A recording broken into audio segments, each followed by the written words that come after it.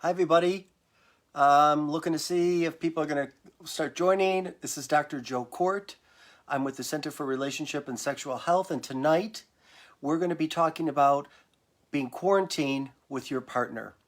And this is the name of this is called Flatten Your Couple Curve: How to Stop the Spread of Conflict in Your Relationship. So I'm hoping that it'll be a lively discussion between you and me. You ask questions. I may or may not be able to answer them. Someone else may be able to answer them. We have some people joining us. I'm glad to see that. And I'm going to get started in a little bit. And I'm going to do just a little bit of a dialogue about a presentation about couples and relationships. And the fact that we are in quarantine with our partners is going to bring up conflict. Conflict is okay. People get afraid about conflict. They get totally freaked out, thinking if we have conflict, then something's wrong with us. If it's too much conflict, something's really wrong with us. It's not true. That's just not true. Now, what is true is conflict is growth trying to happen. Conflict is growth trying to happen. And the kind of conflict I'm talking about doesn't include domestic violence, doesn't include addiction, doesn't include untreated mental illness that somebody won't get help for. So I'm going to be talking about conflict outside of those three. And I want to welcome people. I think you say your name might be Yael, Brian, Eric, Sergio. How's it going, Sergio? All right, so I'm just going to start talking, and I hope that maybe some of you would appreciate my new PJs. I decided if I'm going to do this, Joe Court After Dark, and I'm going to do it in my bed, I'm going to start to get better pajamas. The other pajamas I had were like really old, and it was just something fun to do. So I'm wearing like red silk tonight, and who knows what I'll wear next week. I'm enjoying them, actually. I may wear them all the time at night. I never usually wear pajamas. Hi, Mike. And Julius and Brian. All right, so I'm just going to get into this.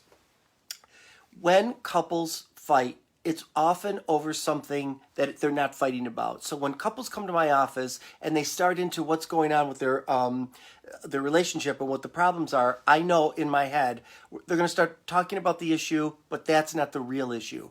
The real issue is what's underneath: the hurt, the pain, and the unfinished historic business from our childhoods. So let me just say a little bit about that. When people come to my office, they'll say, I've read or I saw online, Joe, you think that you get people stuck in their childhoods, and I don't want to do that. I don't want to talk about my childhoods. I want to stay in the present, right? And I say that if you are recycling the past in the present, you are stuck in your childhood. My job is to get you unstuck by stop recycling the unfinished business from childhood. So I'll be talking about a little bit of that as well. Hey, Lenny and Tao and Melissa and Peter, and I feel like Mr. Rogers. Michael and Beth and all right. Anyways, so what couples fight over isn't really the issue. The real issue is what's underneath it. So if it's crumbs on the counter or the toothpaste cap, and believe me, couples are increasing conflict while we're in quarantine. In China, there's an increase in divorce filings, given that they've been in quarantine so long. It doesn't have to be that way. It doesn't have to be that way. I went into this field and I went into this work to help couples. I myself come from a divorced family.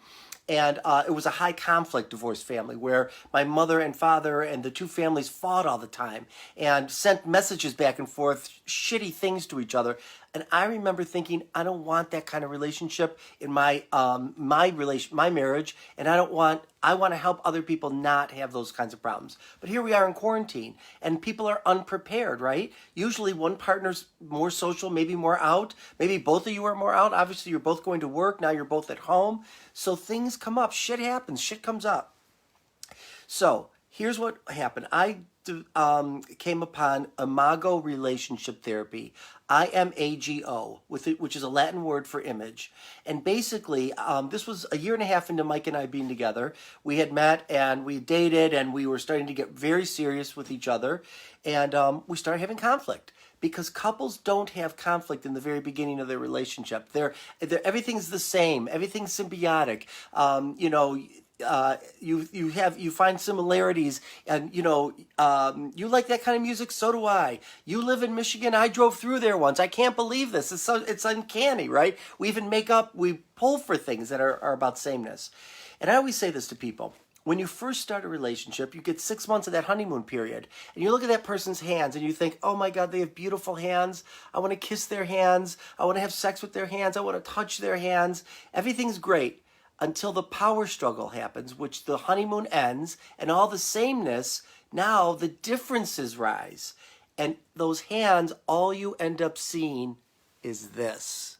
Right? So you're thinking, wait a minute, where did that come from? Oh, wait, it was there all along, right? He has 8 other fingers. I'll just amputate these, or I'll just ignore this. But you can't. And the differences are the things, and I always tell couples, you knew which within the first few months of dating this person about this part of them, but you ignored it. We all do it. We think, oh, it's no big deal now. It becomes a big deal later. It becomes a really big deal in quarantine. And so what is this when I do this? These are the differences, the things that you don't agree with. So most couples struggle over what's called differentiation. Differentiation is what makes me different doesn't have to make you wrong. What makes me good doesn't make you bad. We can both disagree. We can both agree to disagree, and that's not a bad thing. We can sit with each other's realities. That's the hardest thing, and why the most people come into my office is not being able to tolerate the differences. So in other words, if your partner says, the moon is made of cream cheese, your job isn't to say, the moon isn't made of cream cheese, what's wrong with you? Let's get on the internet and show you. Your job is to reflect back what you hear them saying from their reality. So this is going to be your task while we're in quarantine. And it should be your task in relationship in general. I'm going to teach you what Imago Relationship Therapy teaches, which are communication skills. That's why I was so drawn to it. It has a set of communication skills that help couples get through their conflict. Oh, great. Good seeing you, Alan, Mike, and Mark, and Monica. Okay, so I just want to reintroduce myself. Those of you that are new, Dr. Joe Court from the Center for Relationship and Sexual Health, and I'm here to help you flatten your relationship curve. And I know that some of you, I can see your names, differences are harder in quarantine. How do you conquer that? So here's what we teach couples. Intentional dialogue, mirroring. Now, when I learned this, I thought, if I'm this sick and fucked up that I can't talk normally with my husband, I don't want to be in a relationship. Because it's a very contrived, mechanical way I'm about to teach you to talk, but it works. And if you want handouts, by the way, contact me at joecourt@joecourt.com or here on Facebook, and I will email you this dialogue that I'm about to teach you. Okay, so first, you mirror back what your partner says. So if they say the moon is made of cream cheese, well, first of all, wait, let me back up. You ask for an appointment before you even engage in dialogue. I didn't know that, right? When I'm upset, I want to talk about it right away. Mike doesn't. Mike would probably never want to talk about things, and I always want to talk about things. So we had to find a compromise. You make an appointment. I'm struggling and I'm frustrated with XYZ. Is now a good time? If your partner says no, it's no. Because if you continue, it's dead air anyways. You're not going to be able to get through it. But the person that says no has to be the one to say, I'll get back to you in 24 hours. And they need to be the one to get back to you. If they don't, then the message you're sending your partner is, I don't really want to care. I don't care about what you have to say. And it may not even be that. It may be uncomfortable listening to what your partner has to say. So let's say your partner says, yes, now is a good time. So then one is the sender, one is the receiver. The sender uses I statements. I saw you do this. I heard it this way. The story in my head is, so it's about you, not about them. So an I statement, I always jokingly say, is not, I think you're a son of a bitch, right? That's not an I statement. An I statement is, my experience around this frustration is this. You say 1 or 2 sentences. Your partner then mirrors it. What I hear you saying, and they say these words, what I hear you saying is that that the moon is made of cream cheese. Then you say, did I get it? Is there more? What you're doing is saying to your partner, I really want to hear you even if I don't agree, and I want you to keep going even if I don't agree, because when we're done, I'm going to have a chance to talk about this topic. So the partner says, yes, there's more. And when they make a spaceship that lets us go up to the moon and I can get cream cheese, I'm going to bring a big Tupperware bowl and a big spoon. You might be infuriated inside because you know this is ridiculous and not true. It doesn't matter what you think. It matters that you take your glasses off and you put their glasses on. And then you say, so what I hear you saying is that when they make a spaceship that allows humans on the moon, you're going to get Tupperware and a big spoon, and you keep going and mirroring, and it can be really hard. Now, let me say something. Sometimes it's so hard that you have to stop, and timeouts are underrated. People need to be able to have timeouts. And a timeout is, I'm getting flooded, I'm emotional, I so don't agree with what you're saying, but I want to hear what you're saying. We need to give each partners permission for timeouts. Most couples come in my office, and I used to be like this. They don't want to give a timeout. They want to keep going. It's not going to be effective if you're in reactivity. You want to lose the reactivity. Come back when you're not flooded. So the mirroring, what I hear you saying, did I get it? Is there more? And then when you're done, the partner that was mirroring, now they summarize what they heard you say. So overall, what I heard you say is you think the moon is made of cream cheese. When they make a spaceship, you're going to go up to the moon. You're just revisiting. You're not interrupting. You're not interpreting. You're not judging. You're actually listening, actively listening. And then you validate one thing that makes sense to you and why it makes sense to you. You know, it makes sense to me that you think the moon is made of cream cheese because, and then whatever they told you. When you look up at the sky, it looks like a scoop of cream cheese or whatever. I'm just trying to be silly, but also teach you at the same time. But it's so hard for a lot of people to validate because you think you're agreeing. Validation is not agreement. Validation is, I hear you and I see it from your point of view. It's not my point of view. Maybe it is. I'll agree maybe. But if I don't, your point of view matters. Then you empathize with the partner. I imagine that this frustration you have with me is making you feel mad, sad, glad, or afraid.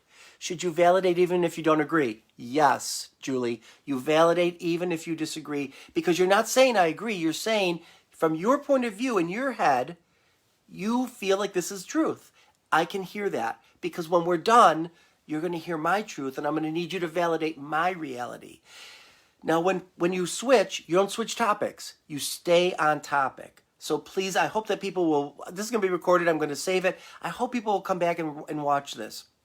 That you're really allowing differences to exist. It's okay. You're not going to die. The relationship's not going to die. In fact, it's going to grow. Some theorists believe that the more differences you have, the more growth opportunities you have.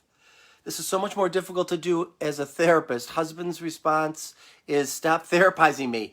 So, Gail, we can't use our superpowers in relationship. I've learned the hard way. Our superpowers don't work and they're unwanted in relationship. So I don't do that in our relationship, but I do. So, and Mike and I have been together so long, we had a whole history of lots of conflict, lots of unresolved material that we couldn't get through, several years of therapy between us.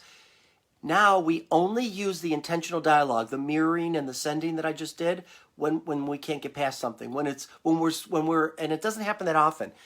Because here's the promise of doing couples work. What is a superpower? Therapist superpowers are, we understand, we get you. Our judgments are usually right about our partners. I'm joking. But we use them. We think we know. I know your mother and I know your childhood, and that's what I'm saying, that partners don't appreciate that, Monica. So we can't use them, those superpowers. I forget what I was saying, though. But basically, that when you have, so here's the promise if you do this work. And now's the time to do it. We're in quarantine. It's harder. I know it's harder. But it still needs to be done. And I'll tell you something. I tell people to do this intentional dialogue even when things aren't bad. Like, if you could just be playful around it. Could you pass the salt? So what I hear you saying is you'd like me to pass the salt, right? How can you switch to calm talk if you're super mad with them? Great question, Julie. You don't go to your partner when you're super mad. You get rid of the reactivity. This is so hard and sounds unrealistic, but it isn't. You want to come to your partner when you're not reactive. We say and do things in reactivity that we regret later. So you want to come to your partner when you're feeling calm. And if you begin getting reactive, like I said, you take a break. You do this work. I'm telling you that the rupture that happens in your relationship will be less and the recovery will be quicker. That's what I've experienced in 27 years with Mike. Our ruptures, if we have them, aren't so, huge, and our recovery is much faster. I'd like to talk about the turtle and the hailstorm, right? So there's always a turtle and a hailstorm in a relationship. Yeah, so Julie said, when mad, go to chocolate instead. Maybe, but be careful in quarantine because some of us are gaining some weight because we're not moving around much, right? And I'm trying to do that, but still, we're struggling. So the turtle and the hailstorm. One partner is a minimizer, and usually one partner is the maximizer. So one partner is more emotional, and one partner is very emotional, but inwardly. This can really upset the hailstorm. The hailstorm needs a lot of hail back and forth, but it doesn't work that way. The more the hailstorm hails, the more the turtle turtles. The more the turtle turtles, the more the hailstorm hails. So you want to come to a compromise where the turtle extends their limbs every once in a while, and the hailstorm doesn't understands that not everything calls for hail. I'm glad you love this stuff. I love this stuff. It's been really user-friendly and helpful to me. Let me see. So in terms of people were going to ask about sex, and I talked about sex last week. I don't really have a lot to say about sex right now because of this coronavirus. I'm not a medical doctor, but I read a really good New York Times article today. It just came out today. Coronavirus and Sex, Questions and Answers. I don't know if it's probably coming out wrong. It's probably not showing it accurately. But Coronavirus and Sex, Questions and Answers, it's super good about what to do when you're in quarantine and being sexual with a partner, particularly if they have to go out to an essential job and are getting exposed to the virus. But I do want to talk about some ways to contain yourself. So what Julie's saying, I need my turtle to be more hailstorm sometimes. You need your turtle to extend their limbs more. And hailstorms need to learn to not hail so much. Now, when I do workshops, turtles always think they're the better partner. Oh, wait till you see this bitch or this bastard whomever I'm married to. They're a train wreck hailstorm.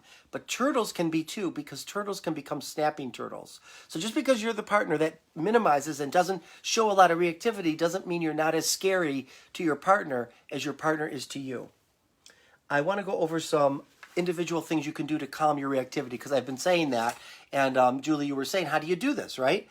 So we call it containing yourself. Containing yourself means that not suppressing yourself. It means I'm going to show up and be my best and do my best in this conversation we're having. I don't want to do any more damage to my partner or to myself.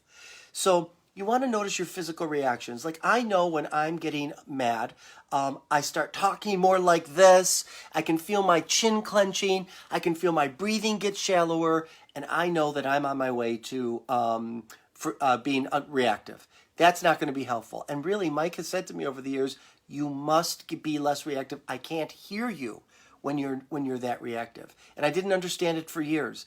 I learned to understand it. And I'll tell you something, therapists don't admit this much, but I learned more about relationship from my clients and things they go through and the learnings that they did than I've learned in my own relationship. So I'm listening to how other people work through things too. But Imago relationship therapy has been the best thing I've ever learned. And so they teach you, contain yourself. And how do you do that? Turn your focus to your breathing, take a time out, count to 10. I know these things sound really trite, but they can be really helpful. And I didn't talk about this yet, but most of the things that cause us the biggest struggle in relationship is, thank you, Amy, in bed with Joe Court, yes. The biggest issues are the unresolved things in childhood. So people always, our culture says, if you're a woman and you're heterosexual, you're going to marry your father. And if you're gay, you're going to marry your same-sex parent. It's not gender related.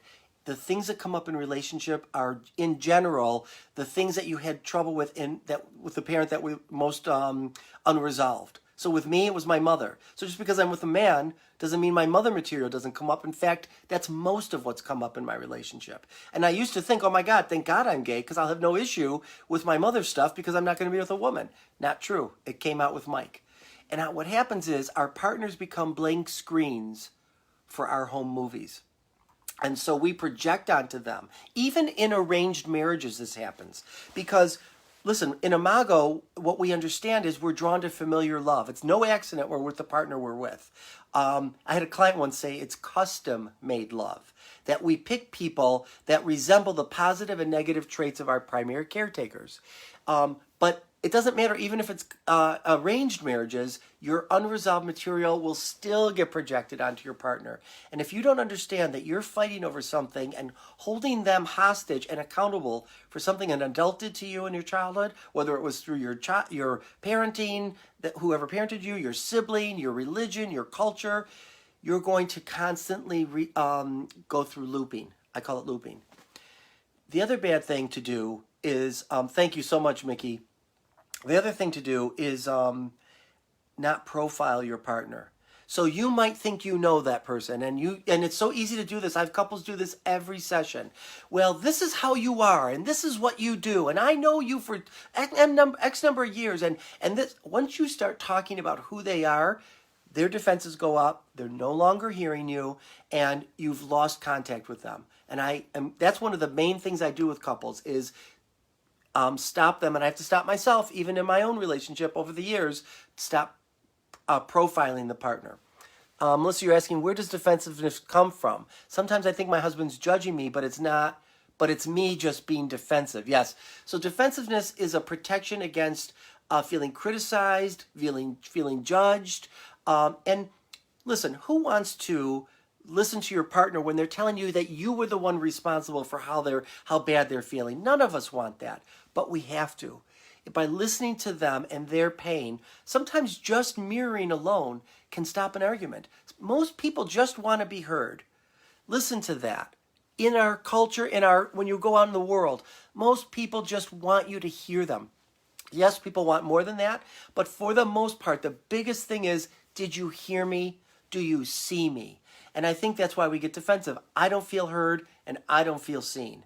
And so that demands that you hang on to yourself. That's what differentiation is. While I'm listening to you, partner, tell me about your frustration with me, I have to find a way to hang on to myself and trust that when you're done, I'll have my turn. Maybe I won't even need my turn. But I still have my sense of self and my realities intact too. Or maybe I'll be able to hear you and change my reality. Should we stop and listen more? 100% we should stop and listen more. Some of you are brand new here. I'm getting so many people joining this. So I'm Dr. Joe Court. I'm from the Center for Relationship and Sexual Health, and I'm talking about flattening the couple curve, stop spreading the conflict in your relationship. What ends up happening is unresolved conflicts go to the next, and it is like a virus in your relationship. It grows and grows, and you end up seeing a lot of distance, more than 6 feet emotionally in relationships. Keeping that metaphor. And then you want to remind yourself of your childhood wound. So my childhood wound is that I was raised by very narcissistic adults, and there was no room for two realities. My reality, there was no room. It was all about my parents. It was all about my grandparents. And so to survive, I had to go along with everything they said. That's what the decision I made is, if I go along with everything they say, then everything's going to be fine. Well, now as an adult, when I got to be a young adult, I was like, I kept going along with other people, what they would say, but I would resent them, right? And then that would come out in my relationship. And Mike would be like, well, then don't go along with everything I'm saying. But that was my childhood wound. That was my survival mechanism. So really good couples work and good couples conflict resolution demands you know yourself best. You know yourself the best you can. So that you can say, you know what, I think that I'm feeling this way because of what happened to me in the past, because of what happened to me in my past relationship. Sometimes unresolved past relationships get dragged into the new relationship. That can happen too. So I'm going on and talking about different things. I just want to give you a 101. We're in quarantine. How do you, and one of the best things you can do is if you see yourself getting reactive, let it go for now. Let it go. This is not the time to get into really big things. If you have to, use that intentional dialogue. And email me, and I'll tell you where to find it, and I'll give you the handouts. I have the handout in my computer. Because this is a time to have goodwill. This is a time to remember the early times. That's another thing. Remember the early times, how much you fell in love with each other from the beginning. That's still there. But it gets eclipsed because we get into anger and hurt. But I'm telling you, our anger is usually from hurt and pain and sadness. Any other questions that are out there? Is there anything else I forgot to say? Oh, I know this for sure. You want to get away from saying always, you always do this, or you never do this. Usually, none of that is true. You can say to your partner, it feels like it's happening too much for me. It's too often for me. They can't fight with that. It's too often for me. It feels like it doesn't happen enough is different than never. It feels to me like it doesn't happen enough. And really, you really want to stop and never say, here I am saying never. You don't want to say, you did this, I know you said this. I've had couples say, I wish I could have recorded that audio or video, because then you'd see. No, they wouldn't. Do you ever watch reality shows? They run the tape. I watch all the housewife shows, right? They run the tape. You did this, you said this, and the person's like, well, it's not what I meant. I was having a bad day. I was drinking. So people, even if you audio and video, it doesn't matter. What matters is, I heard you say this, whether you said it or not, that's not the point anymore. The point is, this is what I saw. My eyes went through this, and my reality matters. How can you reignite the romance when you're stuck together 24/7? Oh my God, it's such a good question. What about talking first to each other about your first dates and your first time together? How about set aside some time when there is no problem and say, let's bring out the wedding album. Let's look at some early pictures of us together. This is remember what did you remember thinking about me? Let me tell you what I remember thinking about you. And then in terms of being sexual, I said this last time, if you do decide to be sexual and you're both quarantined and you trust that each other is and even if you decide, and I think now's the time, as I said earlier, for autoerotic. So you can be sexual with yourself, with your partner. Maybe they're in a chair, you're in a chair. I know this sounds crazy, but most couples think, well, we just should be having intercourse. Well, now's not the time. Now, we're having a pandemic here. So maybe talking about sex with each other and being sexual with yourself in front of each other.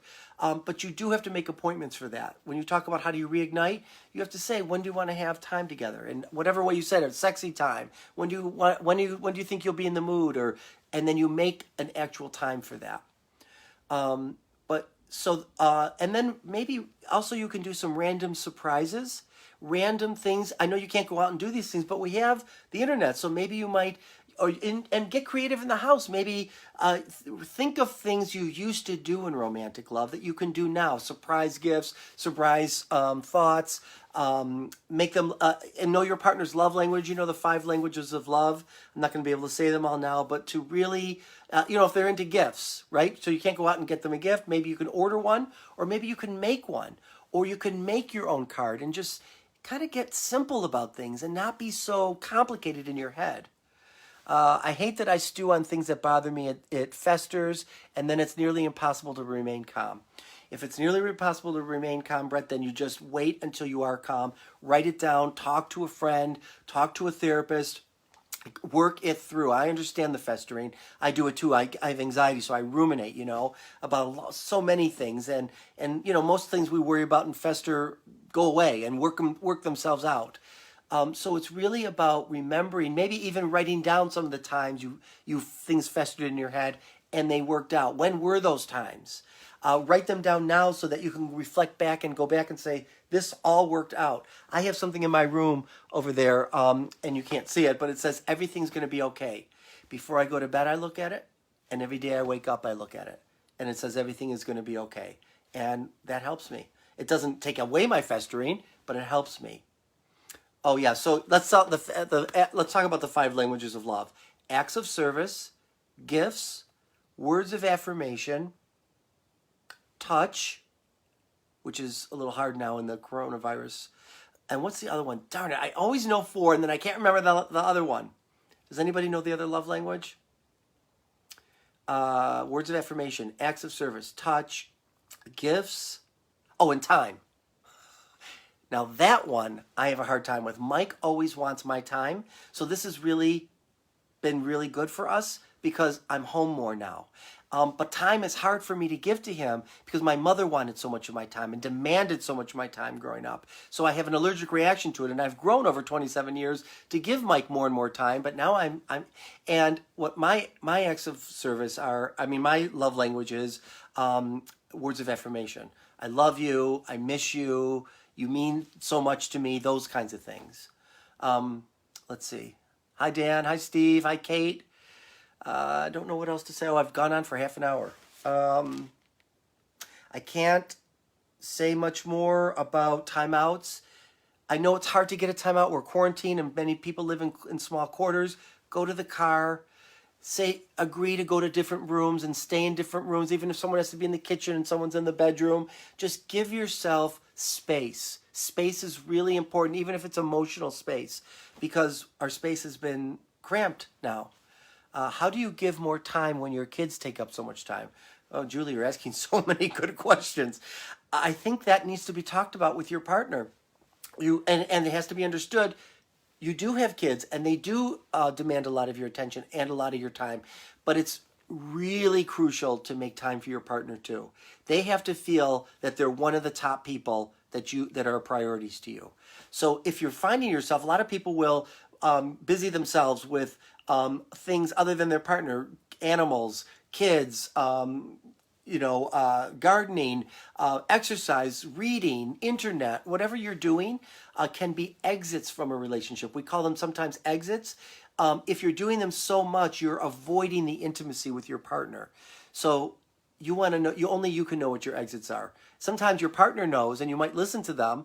And one of my exits is, I'm gone so much. So when Mike says, I miss you, you haven't been around, I'd like you home more, I know that I've probably been avoiding things, and so I should be home more. And so I make an effort to do that. Oh, thank you, Melissa. That's a nice thing to say. I could talk for hours. You could listen for hours, I could talk for hours. I love doing this. We're all home. I hope you're making the best of it and making a better you out of this. I'm trying to do the same thing myself. I'm bumping into parts of myself. By the way, this is going to be my next one. I'm going to talk about how do you face yourself in times like this. So this is about couples. Last time was about sex. How do you face yourself when you're confronted with all the things that maybe you were avoiding by work, by exercise, by socializing, by drinking, whatever it is you do. And now you can't do a lot of those things anymore. And you're home with you, not just your partner, with you. How do you make yourself really number one? That's a great question. Really make yourself number one. Well, first of all, a lot of people feel selfish when they do it. It's not about being selfish. It's about being self-focused. I always tell people that. And then they'll say, well, by being this way, I'm hurting my partner. And then I'll say, let your partner have their feelings. It's okay if they feel hurt. That doesn't mean you hurt them by taking care of you. But if you weren't treated number one as in childhood, it's going to be really hard to treat yourself as number one in adulthood. And you need to practice doing that more. I have trouble with that. I'm 57. I still struggle with making myself number one. And I would do things when I would travel, like I would see people making themselves number one in line or in I don't know. I can't think of what I was doing, but it was a really good exercise by. I wouldn't go up to one of the clerks because I would think they were too busy, and I would just start saying, "No, I exist too. I'm here too. I can go up to that clerk if she's too busy or he's too busy. They'll tell me." Anyways, I'm rambling. I'm going to end. It's really good having you all here. Next Saturday night, I hope you'll join me in your pajamas. I'll be in mine. I'll be in my bed, wherever you'll be. Grab your favorite drink. Shut the door if you can to the rest of the family. And we're going to talk about how do you make the best for yourself out of yourself. And I'll have more about that being number one next time. Thank you. Love you all. And I hope you have a good Saturday night.